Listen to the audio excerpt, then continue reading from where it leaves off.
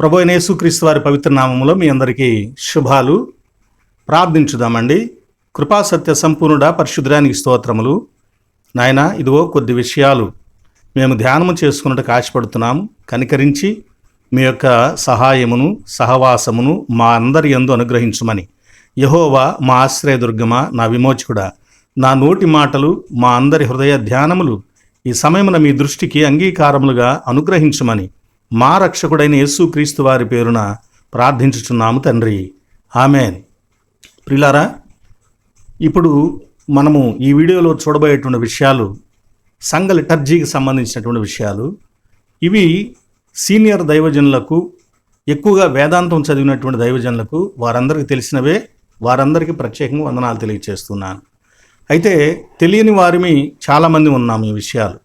కనుక నేను ఇప్పుడు ప్యారిష్ లేకుండా ఖాళీగా ఉన్నటువంటి ఈ సమయంలో మన సంఘ సాహిత్యాన్ని గురించి కొంత పరిశీలన చేస్తూ ఉండగా నాకు ఈ విషయాలు తటస్థించాయి. అవేంటంటే, ఒక్కొక్క సరణిలో మనము దేవుని వాక్యాన్ని ప్రతి ఆదివారమున ఏ రీతిగా ధ్యానం చేయాలి, దాని ఉద్దేశాలు ఏమున్నాయి అనేటువంటి విషయాలు నేను చూడటం జరిగింది. కనుక వాటిని నాతో పాటు దైవజనులైన మీరందరూ కూడా తెలుసుకుని ఉండటం మంచిదనే ఉద్దేశంతో ఈ వీడియో చేస్తూ ఉన్నాను.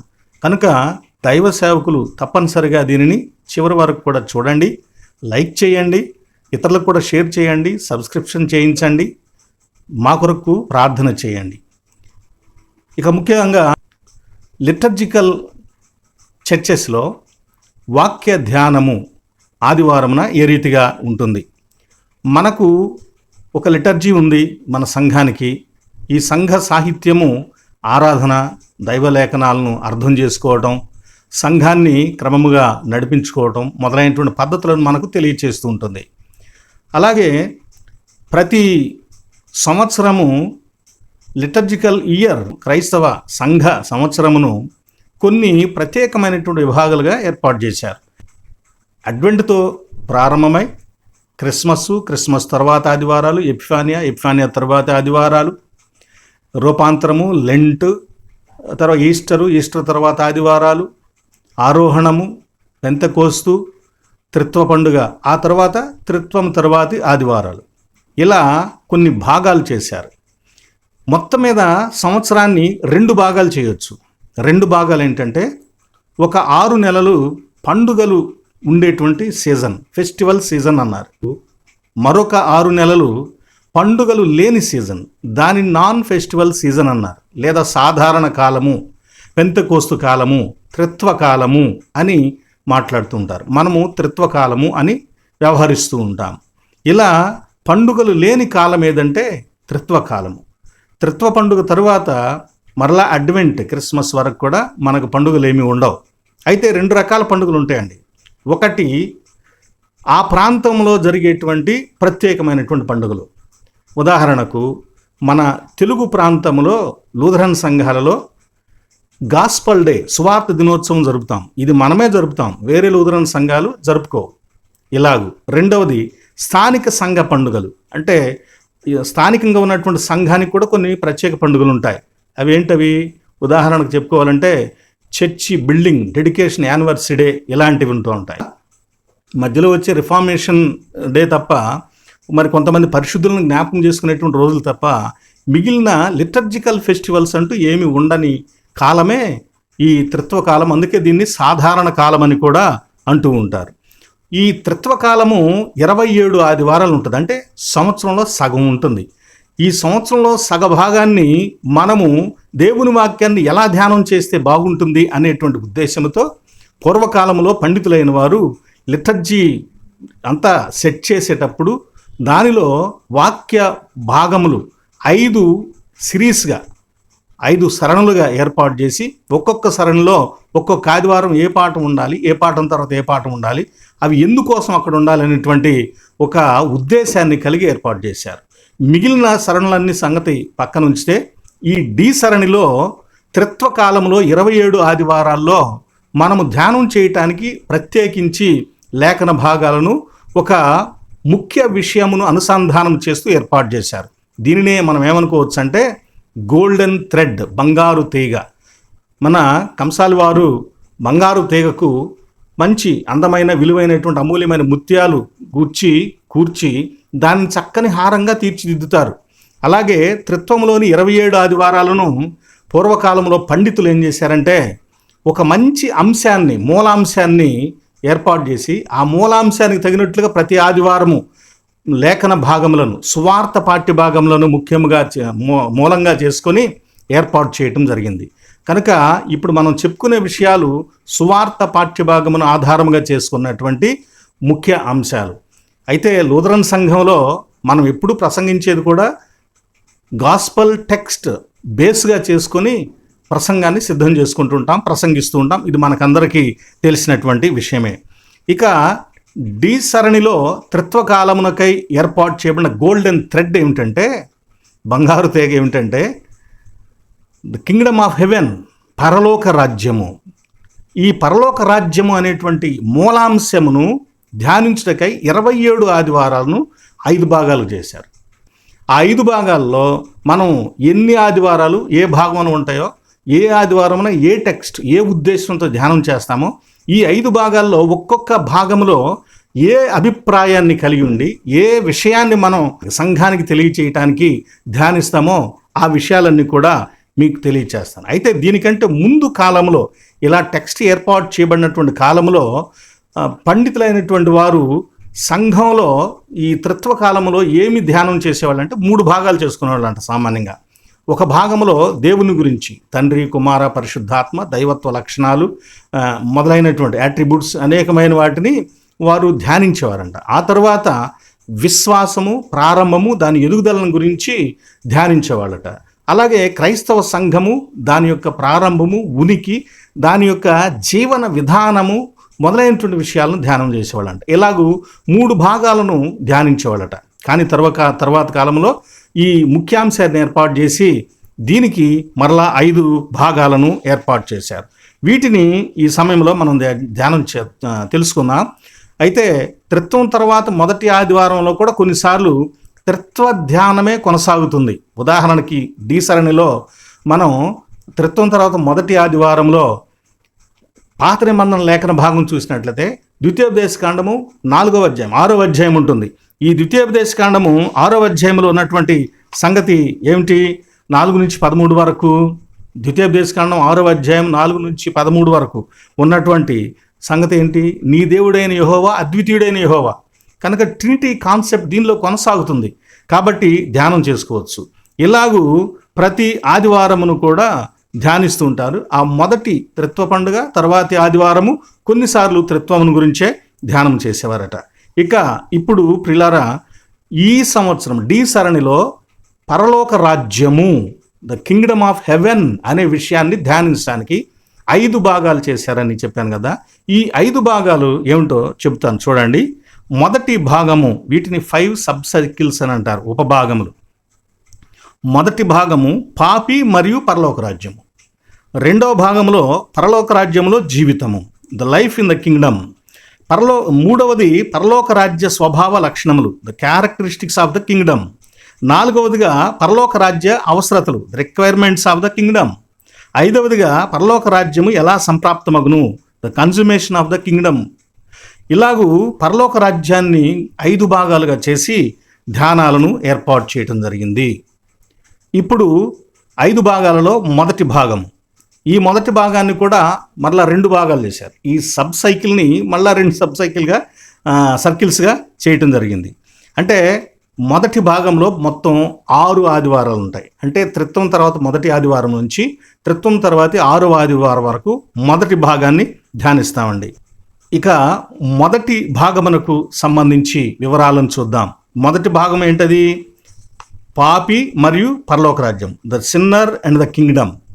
ఈ విషయానికి సంబంధించి దీనిని ఇంకా 2 భాగాలుగా చేశారు. ఆ 2 ఉపభాగాలు ఏంటంటే 1, 2, 3 ఆదివారాలు ఒక భాగం. దీనిలో పరలోక రాజ్యము, పాపులు, ఈ ఇద్దరి మధ్య ఉన్నటువంటి సంబంధము ఎలాంటిది అనే విషయాలను ధ్యానిస్తాం. ఆ తర్వాత 4, 5, 6 ఆదివారాలు, దీనిలో పరలోక రాజ్యంలో ప్రవేశించిన పాపి లోకముతో, క్రీస్తుతో, దేవునితో ఎలాంటి సంబంధ బాంధవ్యాన్ని కలిగి ఉంటాడు అనే విషయాన్ని ధ్యానం చేస్తాం. కనుక మొదటి భాగంలో 6 ఆదివారాలు ఉంటాయి. ఈ 6 ఆదివారాలు త్రిత్వం తర్వాత మొదటి ఆదివారం నుంచి త్రిత్వం తర్వాతి 6వ ఆదివారం వరకు ఉంటాయి. ఈ 6 ఆదివారాల్లో టెక్స్ట్ను ఎలా మనం భావిస్తామో ఆ విషయాన్ని కూడా మీకు తెలియచేస్తాను. మొదటి ఆదివారమున, త్రిత్వం తర్వాత మొదటి ఆదివారమున యూనిక్నెస్ ఆఫ్ కింగ్డమ్, పరలోక రాజ్యము యొక్క విశేషమైన ఉనికిని గురించి ధ్యానం చేస్తాం. అందుకే ఆ ఆదివారమున మత్తయి సువార్త 13:31-35 వరకు ఉన్నటువంటి ఆవగింజను పోలినటువంటి ఉపమానము, పరలోక రాజ్యము ఒక స్త్రీ తీసుకొని 3 కుంచముల పిండి పిలిచి పొంగు వరకు దానిలో ఉంచిన పుల్లని పిండిని పోలి ఉన్నదని ఉపమానములు మనము ధ్యానిస్తాం.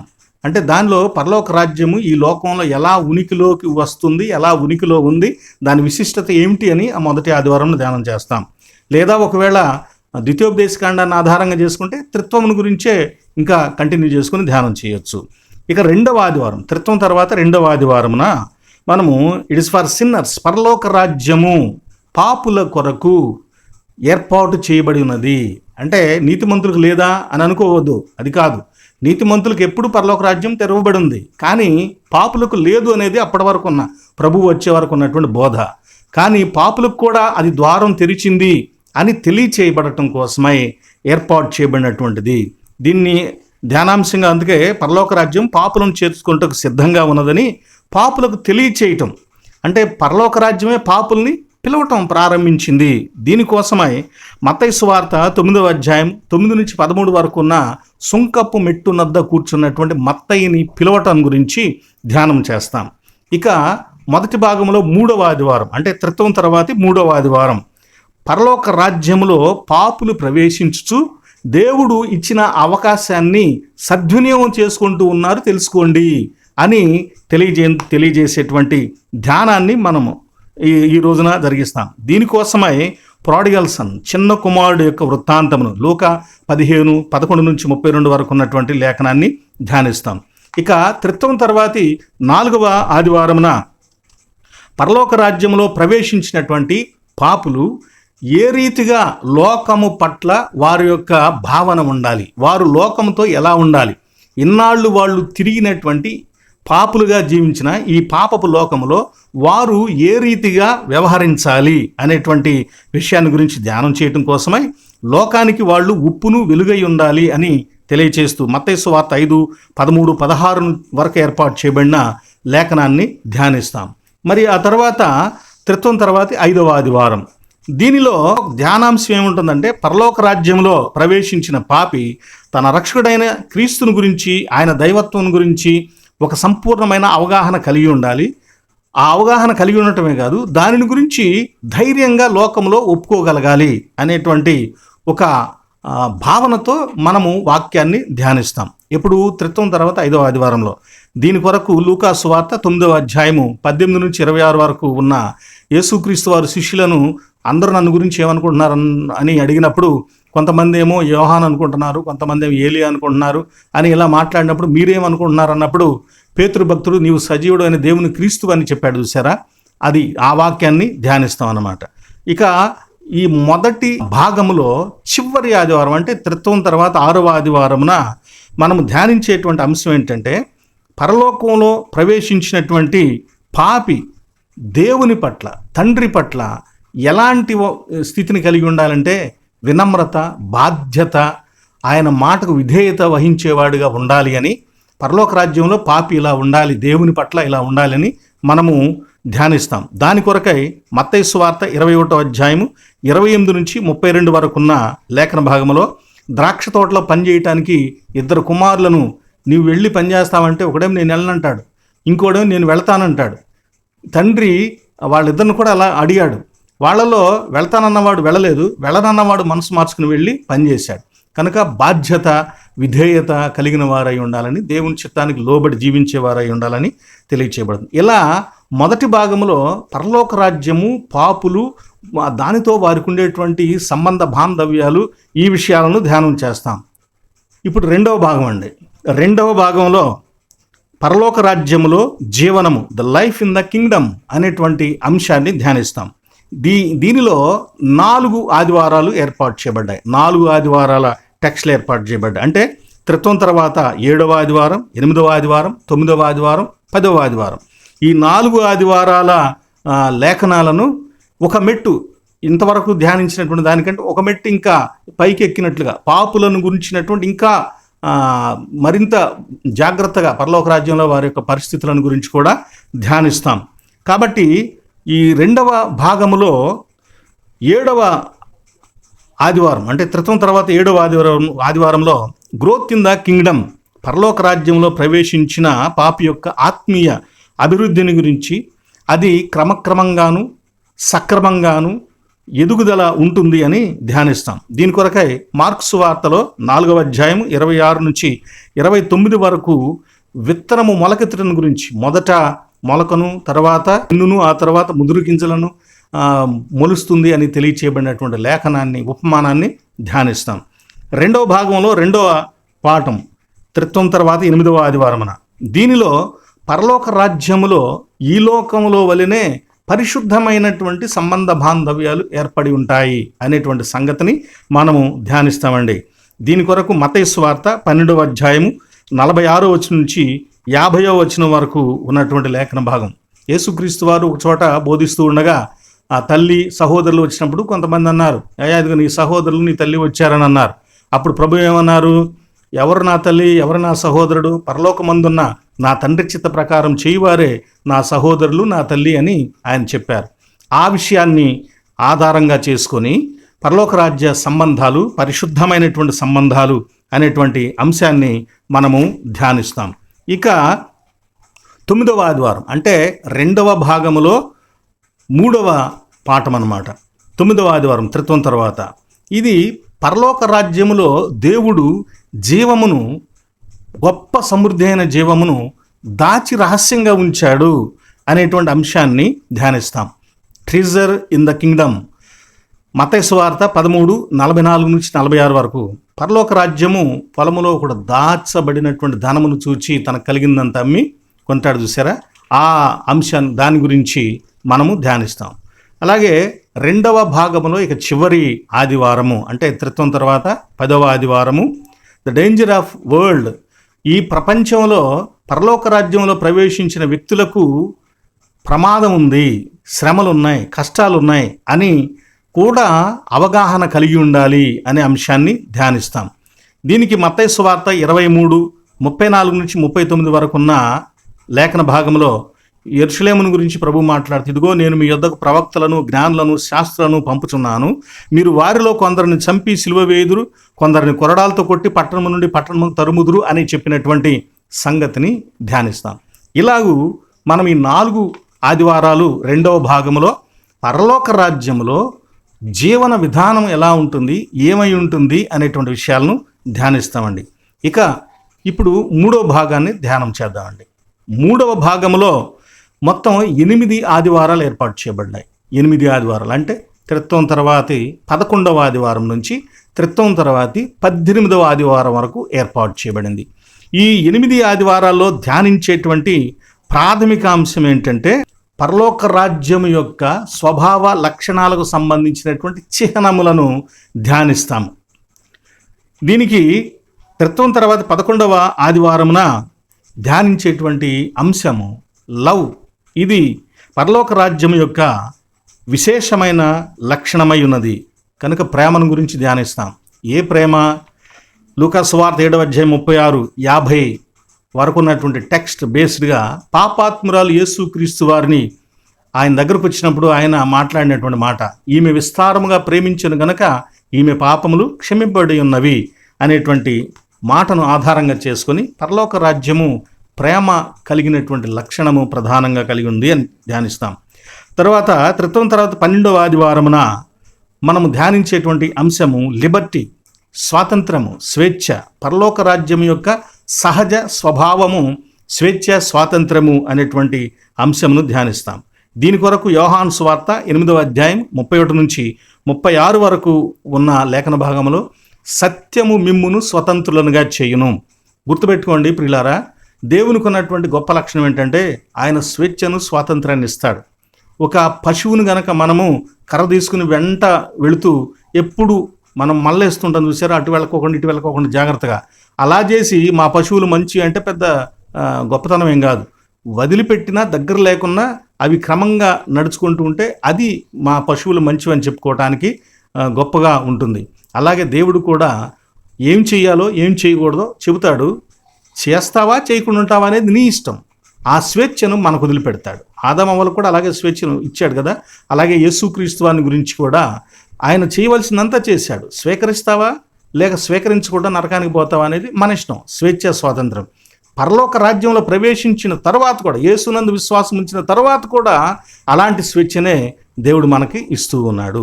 లోక సంబంధమైనటువంటి పాప బంధకాల నుంచి కూడా విమోచన కలిగించి స్వేచ్ఛగా నిత్య జీవితాన్ని అనుభవించడానికి ఆయన అనుగ్రహిస్తాడు.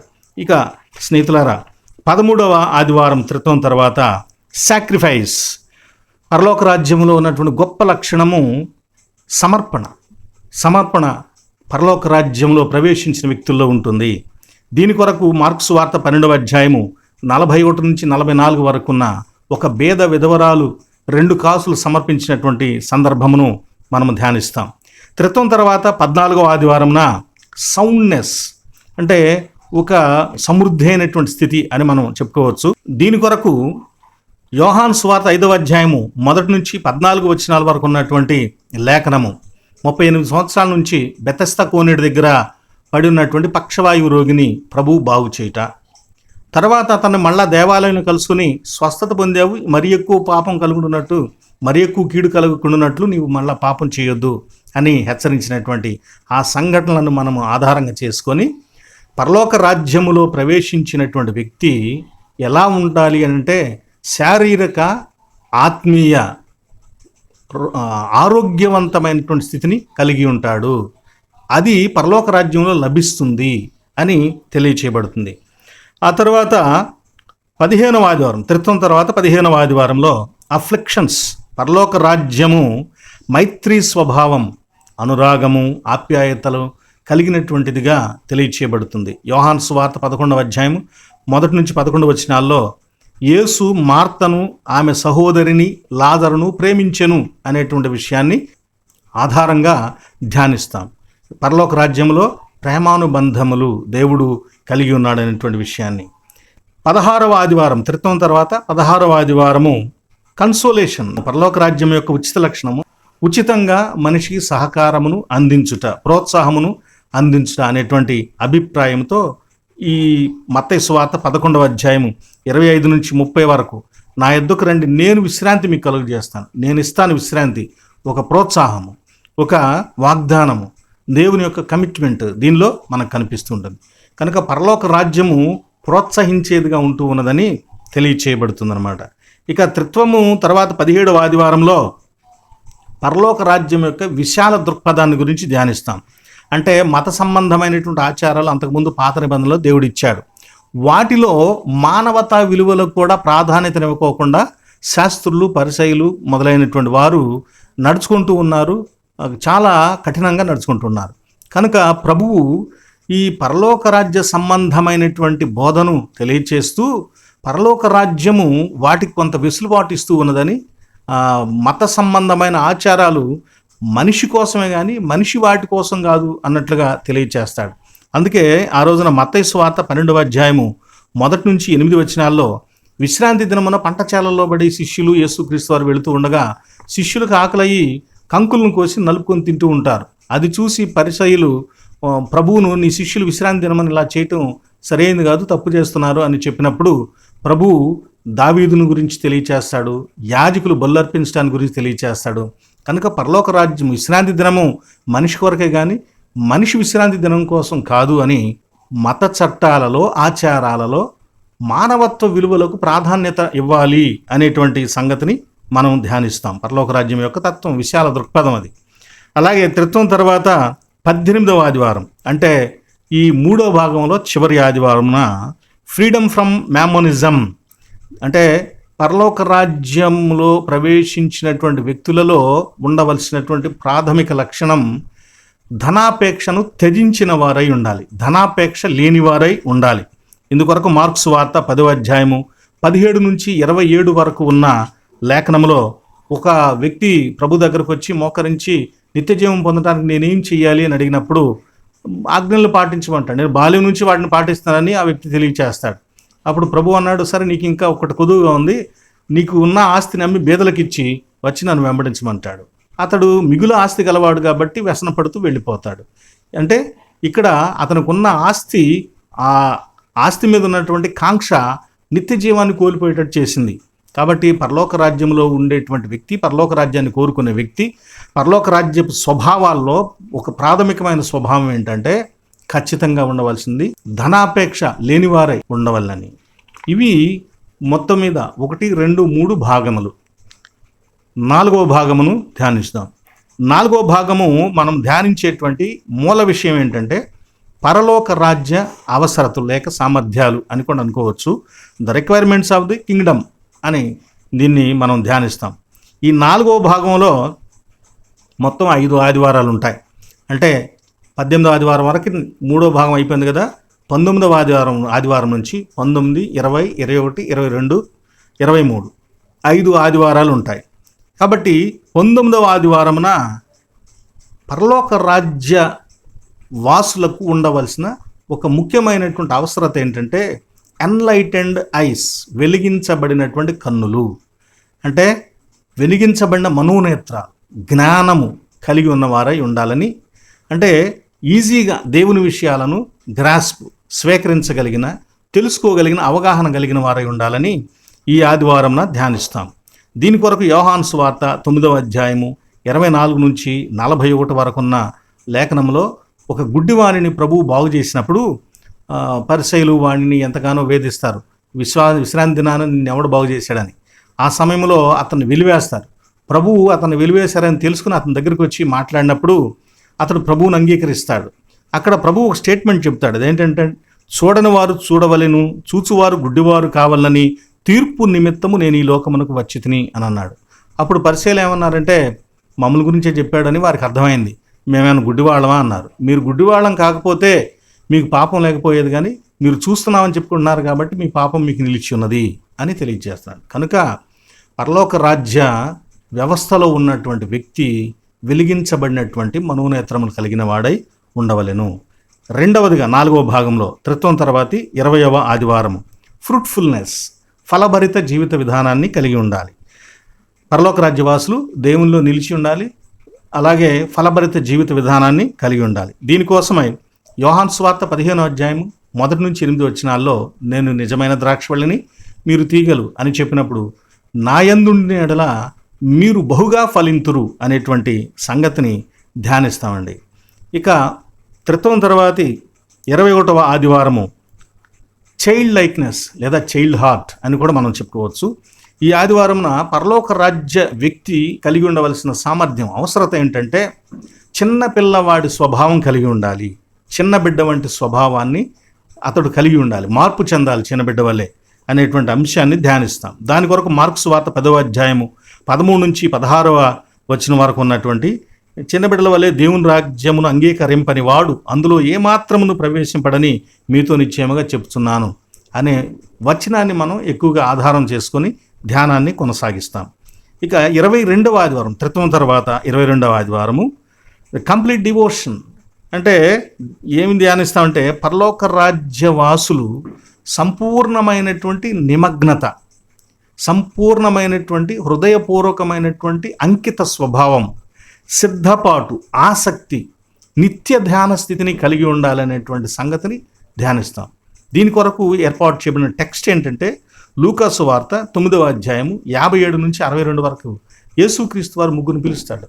ఆ ముగ్గురులో మొదటివాడు వాడే వచ్చి అడుగుతాడు, నువ్వు ఎక్కడికి వెళ్తే నేను అక్కడికి వస్తానని. అయితే ప్రభు అంటాడు, నక్కలకు బొరియలు ఉన్నాయి, ఆకాశ పక్షులకు గూళ్ళు ఉన్నాయి, మనిషి కుమారుడికి తలవాల్చుకోవడానికి స్థలం లేదు, నువ్వు ఎక్కడికి వస్తావు అని మాట్లాడతాడు. రెండవ వాడిని ప్రభువే పిలుస్తాడు. వాడంటాడు, నా తండ్రిని పాతి పెట్టుకుని వస్తానంటాడు ఒక వ్యక్తి. మృతులను పాతి పెట్టుకుంటాడు, నువ్వు వచ్చి నన్ను వెంబడించి అంటాడు. మరో వ్యక్తిని కూడా ప్రభు పిలిచినప్పుడు నేను ఇంటి దగ్గర ఒక మాట సెలవు తీసుకుని వస్తానంటాడు. ఇంటి దగ్గర సెలవు తీసుకుని నాగట మీద చేపెట్టి వెనక తిరిగి చూసేవాడు పరలోక రాజ్యాన్ని ప్రవేశించడు అని ప్రభు తెలియచేస్తాడు. కనుక ఈ ముగ్గురు వ్యక్తుల పిలుపును గురించి ధ్యానిస్తాం.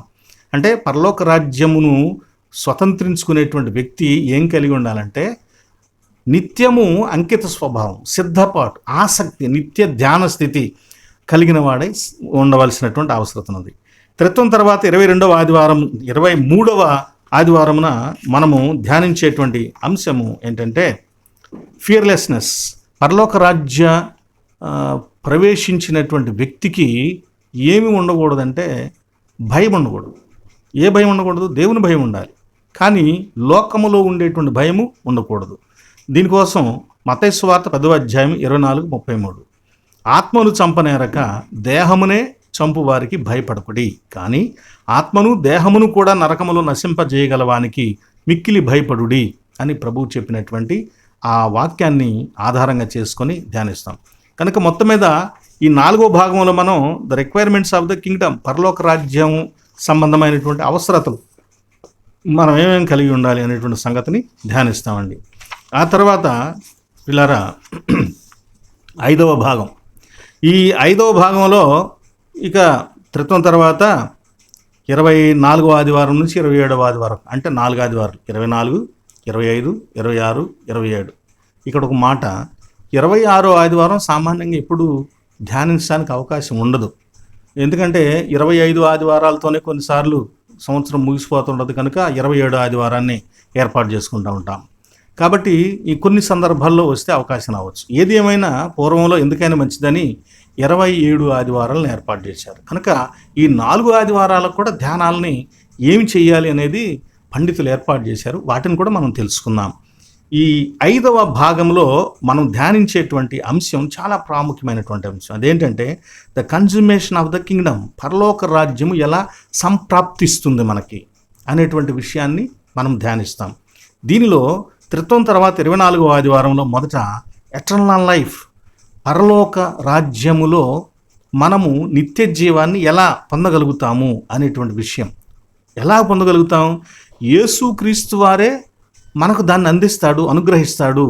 ఆయనే మనకు ఈ పరలోక రాజ్య భాగ్యాన్ని దయచేస్తాడు అని తెలియచేస్తూ యోహాను సువార్త 10వ అధ్యాయం 23 నుంచి 30 వరకు ఉన్నటువంటి లేఖనంలో, నా గొర్రెలు నన్ను ఎరుగును, నా స్వరం ఎరుగును, నేను వాటిని ఎరుగుదును, నేను వాటికి నిత్య జీవం ఇస్తూ ఉన్నాను కనుక అవి ఎప్పటికీ నశించవు అని ప్రభువు చెప్పాడు. చూసారా? నేను వాటికి నిత్య జీవం ఇస్తున్నాను అంటే ఈ పరలోక రాజ్య భాగ్యాన్ని గొర్రెలకు, అంటే విశ్వాసులకు ఎవరు సంప్రాప్తించేటట్లు చేస్తారంటే యేసుక్రీస్తు వారు. కనుక ఈ విషయాన్ని మనం ధ్యానిస్తాం. ఇక 5వ భాగంలో త్రిత్వం తర్వాత 25వ ఆదివారంన the judgement, resurrection and judgement అనేటువంటి విషయాన్ని ఆధారంగా చేసుకొని ప్రభువు తీర్పులో కూడా విశ్వాసికి సహాయం చేసి తీర్పు నుండి తప్పించి నిత్య జీవాన్ని ఇస్తాడు. అలా నిత్య జీవం సంప్రాప్తం అవుతుంది. ఇది ప్రభువు వలనే జరుగుతుంది అనే విషయాన్ని ధ్యానం చేస్తాం. అందుకొరకు యోహాను సువార్త 5వ అధ్యాయం 19 నుంచి 29 వరకు, అయినను ఆయన మనుష్య కుమారుడు గనుక తీర్పు తీర్చుటకు తండ్రి అధికారం అనుగ్రహించెను. దీనికి మరలా కనెక్టివ్గా ఏముంటుంది? నాయందు విశ్వాసం ఉంచిన వాడు తీర్పులోనికి రాక మరణములో నుండి జీవములోనికి దాటి ఉన్నాడు. ఇది మూలాంశం. కనుక యేసుక్రీస్తు వారి ద్వారా తీర్పును కూడా తప్పించుకొని నిత్య జీవాన్ని పొందుతాం. ఎందుకంటే అక్కడ తీర్పు తీర్చే అధికారి ఆయనే అనే విషయాన్ని. అలా మనకు పరలోక రాజ్యం సంప్రాప్తం అవుతుంది. ఈ 5వ భాగంలో 3వ ఆదివారం ఏంటంటే త్రిత్వం తర్వాత 20వ ఆదివారం. ఇక్కడ the eternal rewards of grace, పరలోక రాజ్యపు నిత్యమైనటువంటి కృపాసహిత బహుమానములు ప్రభువు విశ్వాసులకు అనుగ్రహిస్తున్నాడు. దీని కొరకు మేనాలు, వాటిని లెక్క చూసుకోవటం, 5-10 చేసిన వాడికి రెట్టింపు ఇవ్వటం, ఇలాగూ ప్రభు ఇస్తాడు కదా. దానికి సంబంధించిన ఉపమానమును మనము ధ్యానిస్తాము. ఇవి కృపాసహిత బహుమానాలు. దేవుడు పరలోక రాజ్య సంబంధమైనటువంటి బహుమానాలు ప్రభు ఇస్తున్నాడు. ఇక్కడ పరలోక రాజ్యములో కూడా మనకు నిత్య జీవాన్ని, పరలోక భాగ్యాన్ని ప్రభువే మనకు బహుమానంగా ఇస్తున్నాడు అనే విషయాన్ని మనము కృప ద్వారా బహుమానంగా పొందుతున్న విషయాన్ని ధ్యానించాలి. ఇక చివరి ఆదివారం, త్రిత్వం తర్వాత చివరి ఆదివారం అంటే 27వ ఆదివారమున బీ రెడీ, దేనికైనా ఎప్పుడైనా. అంటే మళ్ళీ ఇక్కడ తప్పు భావాలు తీసుకోవద్దు దయచేసి. దైవికంగా పరలోక రాజ్యవాసులు ఎల్లప్పుడూ సిద్ధపడి ఉండుట ద్వారా ప్రభు అయిన యేసుక్రీస్తు వారి దగ్గర నుంచి నిత్య జీవాన్ని పొందుతారు అనే విషయాన్ని ధ్యానిస్తాం. దీని కొరకు లూకాసు వార్త 12వ అధ్యాయం 35 నుంచి 43 వరకు ఉన్న లేఖన భాగంలో పరలోక రాజ్యములు నడుములు కట్టుకొని పెండ్లి కుమారునికి తలుపు తీయుటకు సిద్ధపడియుండు దాసుల వలె ఉన్నది అని చెప్పాడు. చూసారా? ఆ పెండ్లి కుమారుడు వచ్చి తలుపు తీసిన వాళ్ళను కూడా లోనకి తీసుకుని వెళ్ళి తనతో పాటు వారికి కూడా విందును వడ్డిస్తాడు. అంటే పెండ్లి కుమారుడు ఇస్తున్నాడు అక్కడ. పెండ్లి కుమారుడు ప్రభువైన యేసుక్రీస్తు వారు కనుక ఆయనతో పాటు లోనకి వెళ్ళాలంటే బీ రెడీ, సిద్ధంగా ఉండాలి. తలుపు తీసే వారిగా ఉండాలి, ప్రభువుని చేర్చుకునే వారిగా ఉండాలి. ప్రభువుకి ఎల్లప్పుడూ మన ద్వారం తెరిచి సిద్ధంగా మన హృదయాన్ని తెరిచిన వారమై ఉండాలి. ఎవరైతే అలా ఎదురు చూస్తూ ఉంటారో, సిద్ధంగా ఉంటారో, వారు ప్రభువుతో కూడా కలిసి ఆ నిత్య జీవపు విందులో పాలిపొందులు పొందుతారు. ఇదండి మొత్తం ఈ 5 విషయాలను, 5 భాగాలను మనం ధ్యానిస్తాము. ఈ 5 భాగాలు ఏంటవి? 1, పాపి మరియు పరలోక రాజ్యము, the sinner and the Kingdom, మొదటి 6 ఆదివారాలు. 2వది పరలోక రాజ్యములో జీవితము, the life in the Kingdom, దీని కొరకై 4 ఆదివారాలు 7 నుంచి 10 వరకు. 3వదిగా పరలోక రాజ్య స్వభావ లక్షణాలు, the characteristic marks of the kingdom, దీనికోసమై 8 ఆదివారాలు 11 నుంచి 18వ ఆదివారం వరకు ధ్యానిస్తాం. తర్వాత 4వదిగా పరలోక రాజ్య అవసరతలు, the requirements of the Kingdom, దీనికి 19, 20, 21, 22, 23 ఆదివారాల్లోని లేఖనాలను మనం ధ్యానిస్తాం. చివరిగా పరలోక రాజ్యం ఎలా సంప్రాప్తిస్తుంది, ప్రభువు వలన సంప్రాప్తిస్తుంది అనే అంశాన్ని, ద కన్జుమేషన్ ఆఫ్ ద కింగ్డమ్ అనే విషయాన్ని మనము చివరి 4 ఆదివారాల్లో ధ్యానిస్తాం. అంటే 24, 25, 26, 27 ఆదివారాల్లో ధ్యానిస్తాం. ఇలా ధ్యానించడం ద్వారా ఏమవుతుందంటే సంఘానికి ఒక మంచి అవగాహన ఏర్పడుతుంది. ఒక విషయాన్ని మీద ఒక చక్కని అవగాహన ఏర్పడుతుంది. కాబట్టి పరలోక రాజ్యాన్ని గురించి అనేకమైన తప్పు బోధలు వస్తూ ఉంటాయి లోకంలో. ఎవరెవరో ఏదేదో చెబుతూ ఉంటే మన యొక్క సంఘస్థులు వాటికి భ్రమించిపోతూ ఉంటారు. కనుక మనము దీన్ని ఈ రీతిగా చక్కగా ధ్యానం చేసినట్లయితే పరలోక రాజ్య విలువలను గురించి, దాని గొప్పతనాన్ని గురించి, ఉనికిని గురించి, అక్కడ ఉండేటువంటి స్థితిని గురించి మనము తెలుసుకుంటాము, అనుభవిస్తాము. ధ్యానంలో సంఘానికి కూడా దాన్ని నేర్పిస్తాము. కనుక సంఘం కూడా పరలోక రాజ్యాన్ని గురించినటువంటి చక్కని అవగాహన కలిగి ఉండగలుగుతుంది. ఇది ఈరోజు మనము చూస్తున్నటువంటి సంగతి. ప్రియులారా, ఈ విషయాలను నేను మరి ఖాళీగా ఉన్నాను కాబట్టి ఇప్పుడు మన యొక్క సాహిత్యాన్ని గురించి చూస్తూ ఉండగా, లిటర్జీని గురించి చూస్తూ ఉండగా నాకు తటస్థించాయి. ఇంకా ఏమైనా విషయాలు కనుక నేను కొత్తగా ఉన్నాయి అనుకుంటే వాటిని గురించి తప్పక వీడియో చేసి మీకు తెలియచేస్తాను. తప్పకుండా మా కొరకు ప్రార్థన చేయండి, లైక్ చేయండి, సబ్స్క్రిప్షన్ చేయించండి, అలాగే షేర్ చేయండి. దైవజనులందరికీ కూడా దయచేసి షేర్ చేయండి. అందరూ కూడా తెలుసుకొని ఇలా ధ్యానిస్తే మన సంఘం అంతా ఒకసారి వీటిని గురించి యావత్ లూథరన్ సంఘం ధ్యానిస్తే ఎంత గొప్పగా ఉంటుంది. కాబట్టి ప్రియులారా, దీనిని తప్పక దైవజనులు సహృదయంతో, ఇది మన లిటర్జీ ప్రకారం ఏర్పాటు చేయబడిన పూర్వకాలంలోని విషయం కనుక దీన్ని తెలుసుకున్నాం కాబట్టి ఇక్కడ నుంచి అలా చేస్తే బాగుంటుందని కూడా మిమ్మల్ని కోరుతూ ఉన్నాను.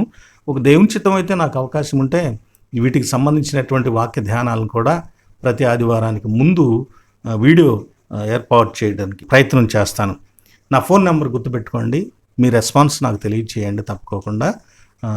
9866967494. మంచిదండి. ప్రార్థన. కృప కలిగిన దేవా, నీకు స్తోత్రం నాయన. త్రిత్వకాలమును ఎలా మేము అనుసరించాలి, ప్రతి ఆదివారమున ఎలా ధ్యానము చేయాలి, పరలోక రాజ్యమును గురించి ధ్యానించాలి అని తెలుసుకున్నాం. ఈ విషయాల మీద చక్కని అవగాహన నీ సేవకులమైన మాకందరికీ దయచేయండి. సంఘానికి దీనిని గురించి చక్కగా నేర్పటానికి, ఒక మంచి అవగాహన కలిగించటానికి మమ్మల్ని అందరిని కూడా బలపరచండి. అలాంటి జ్ఞానయుక్తమైన హృదయము, ఆలోచనలు మాకు దయచేయండి. ప్రభువా, ఈ మాటలను కనికరించి ఆశీర్వదించండి.